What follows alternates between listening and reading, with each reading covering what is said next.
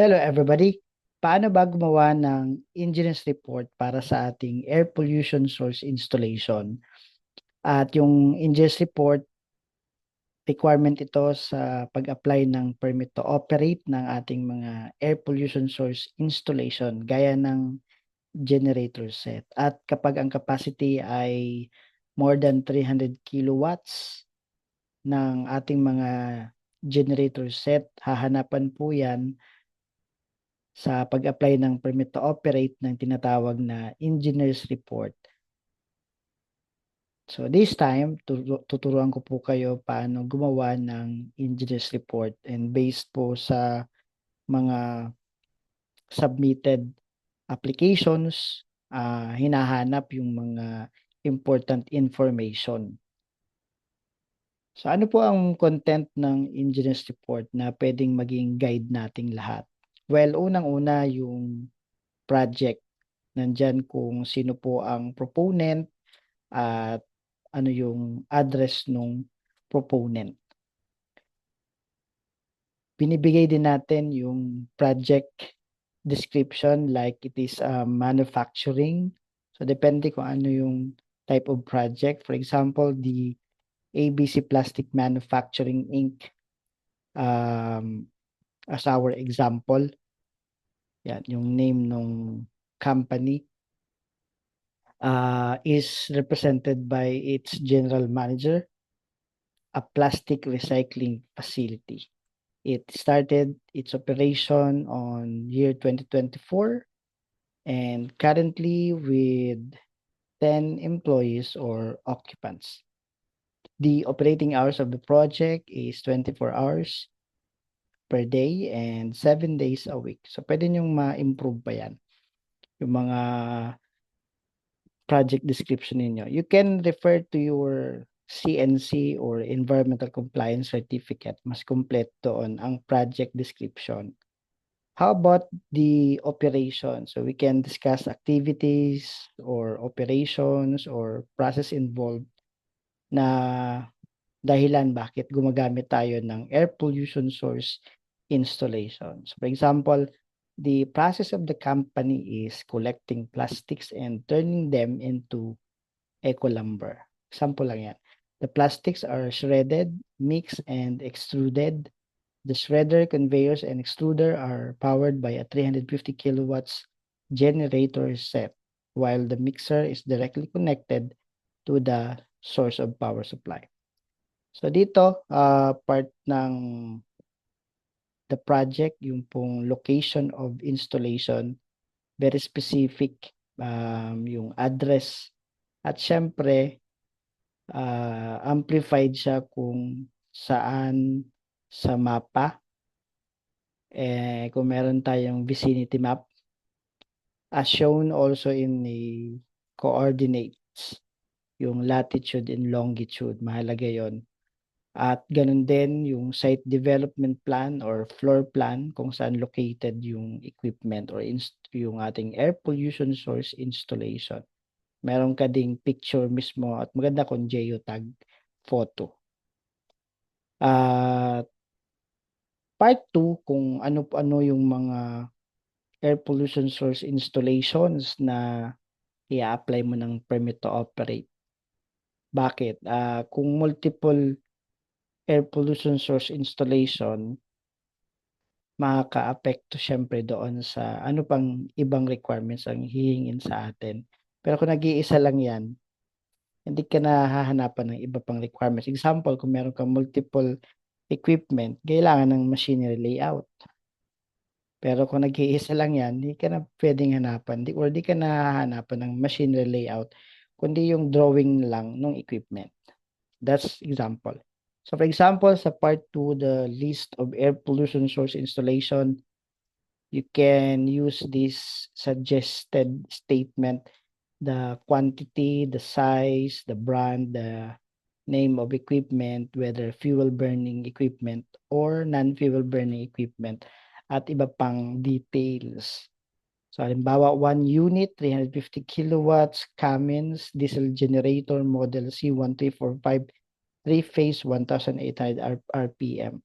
Siguro may baka pang details dyan like yung frequency, saka yung ating mga dimensions ng enclosure, yung length, width, height, saka syempre yung weight. Marami ka pa pwede sigurong ilagay dyan. You can refer to your engine plate. Mas maganda i-post mo dito yung engine plate, yung detail para isang tingin na lang ng evaluator. Then we have also the operation of the air pollution source installation. Sa example natin itong generator set. So based on your brochure or manual, paano ba ino-operate itong equipment na to? Basa tayo ng isang statement, the generator set is operated and controlled by a manual system transfer switch during power failure.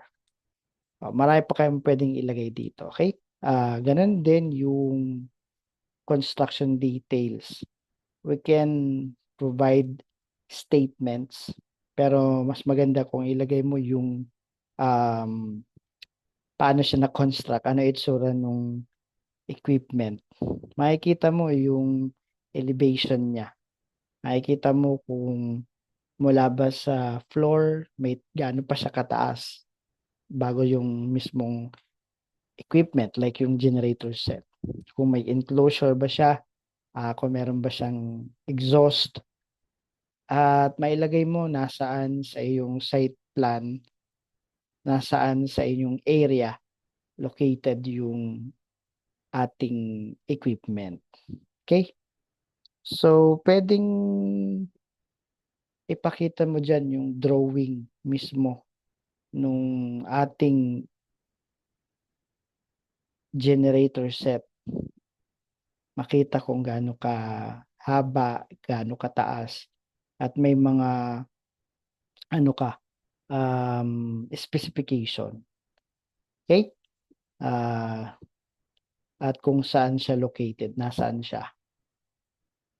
Now, isa sa pinakatinitingnan sa engineer's report kasi naman po madali namang makita na sa mga physical, yung drawing, hindi nakikita yung mga air pollutants. Siguro makita mo lang yung usok, kasama doon yung particles or particulates. Kaya tinatawag natin particulate matter. So, kailangan sa engineer's report, maibigay mo yung concentration ng emissions dahil yun ang mahalaga. And emissions like particulate matter emission, nitrogen oxide emission, sulfur oxide, carbon monoxide, at saka volatile organic compounds. So kapag meron kanyang calculation, malaking bagay na po yan sa atin report dahil pagka nakita yan ng evaluator na meron ng computation, may ano na tayo, may points na. Well, hahanapin kasi talaga yan sa engineer's report, yung pong concentration o yung quantity ng emission. So, paano ba nakukompute yan? Meron na tayong separate video niyan, pero discuss natin mabilis dito. Typically, we use the emission estimate at meron tayong equation na emission equals activity rate times emission factor. At yung emission factor natin base doon sa AP 42 5th edition. Meron tayong tabulation na dyan ng emission factor based on type of fuel used like diesel or gasoline. At saka nakadepende rin kung gaano kalaki. Like if it is less than 600 horsepower, ito yung mga emission factor na mga factors na gagamitin natin, mga values. If it is greater than 600 horsepower, ito naman yung mga emission factors.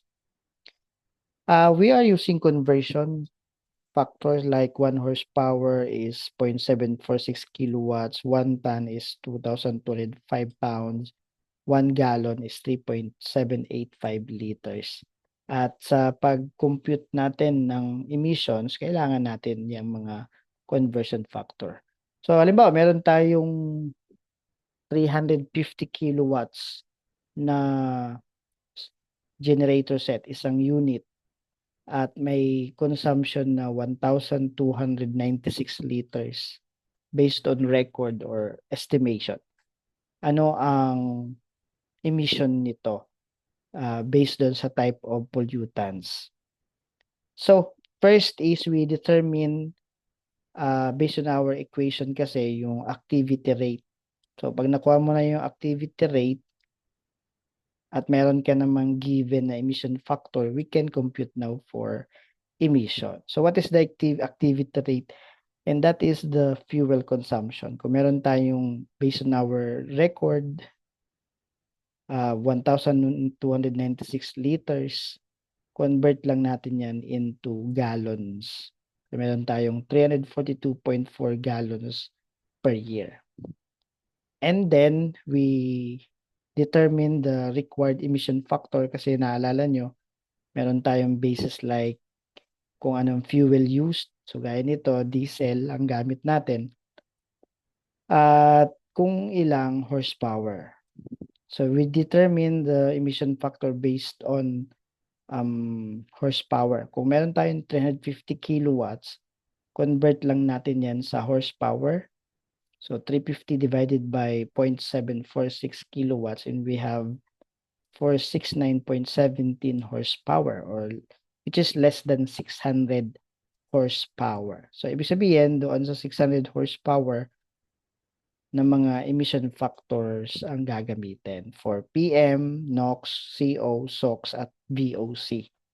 Mula dyan, dahil na-determine mo na yung emission factor at meron ka na rin namang activity rate, we can now compute for the emission of particular pollutant.